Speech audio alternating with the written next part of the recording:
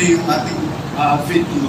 So salamat po sa mga leader simbahan na nagsalita dito sa ating programa. Ngayon naman po, buhay mabuhay lahat! Handa na po ba kayo sa isang pagtatanghal?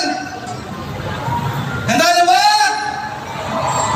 Ngayon naman po, pinatawagan po natin si Bayang Barrios para handugan tayo ng awitin.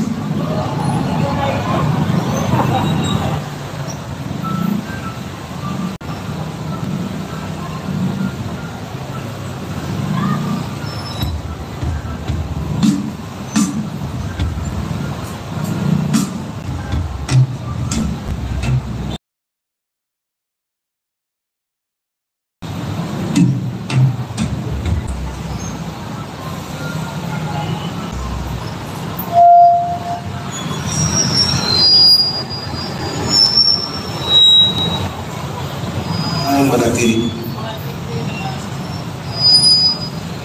Hanapin natin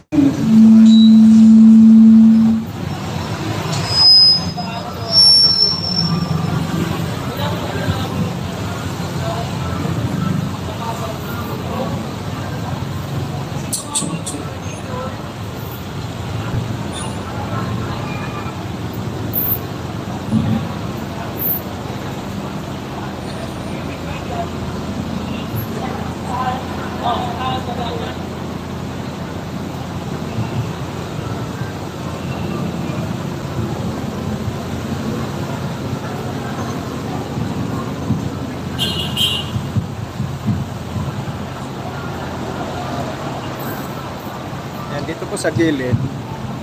Yan yung mga pulis, oh. Mga kapulisan. May TV5, may media. Yan.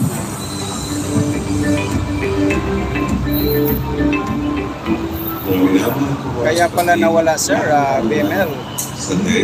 Oo, lumipat ako dito kasi parang nagugurgur siya eh. Kaya nirelive ko na lang. Kaya nawala tuloy yung viewers. Ang dami na yun kanina. Tamsak yan, sabi niya Pink Lady.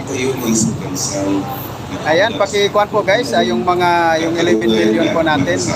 Paki-like at share po. Paki-share lang po para marami pong makakaalam dito po sa naturang rally na ilan lang sila. Kundi pati na rin sa ating pang-araw. Ayan, na-traffic po yung kalsada. Sa gitna ng mga hamon, tulad ng korupsyon, kahirapan, yung mga obispo, mga pare pa yung mga nagsasalita, guys. Pagpapagasi at pagpapalawin. Hanapin natin ang katotohanan sapagkat ang kasinungalingan ay nagpapahina lamang sa pundasyon ng ating demokrasya. Ang tungkulin natin ay hindi bulag na sumunod, kundi upang kumilos ng may integridad, palaging inuuna ang kabutihan ng nakarami higit sa pansariling interes.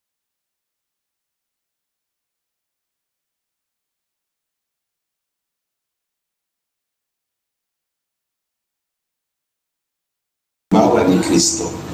Ipanalangin natin ang ating mga pinuno na sila ay guys, paki-share po, paki-share. Ng may kababaang loob at karunungan. Para makita nyo kung Ngayon din ating gaano sila kadami at kaugal sa paglilingkod at hindi sa sariling kapakinabangan. Ang kinabukasan ng Pilipinas ay nakasalalay sa ating lahat.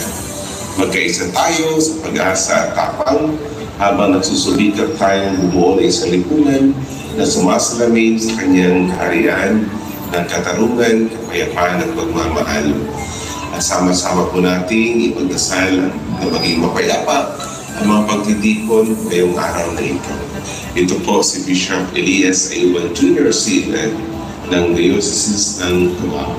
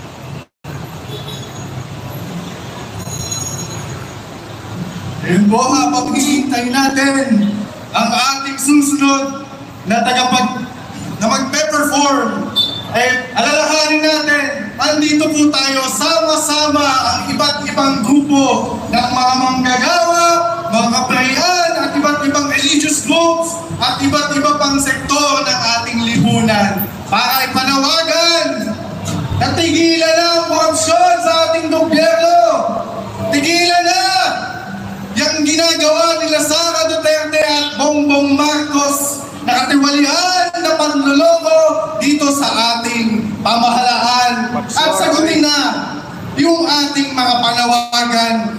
Simple lang naman, para sa sahod, para sa ating mga karapatan, para sa buhay na may dignidad sa lahat ng pamamayang Pilipino. At ngayon po, mukhang handa naman na ang ating susunod na tagapag-perform. Tawagan po natin, Bayang Barrios, para handugan tayo ng isang awitin.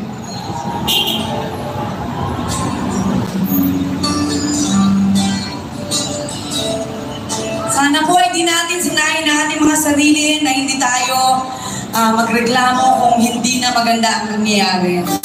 Isang awitin na version namin ito, gawa ni Gary Granada, yung maganda na ito.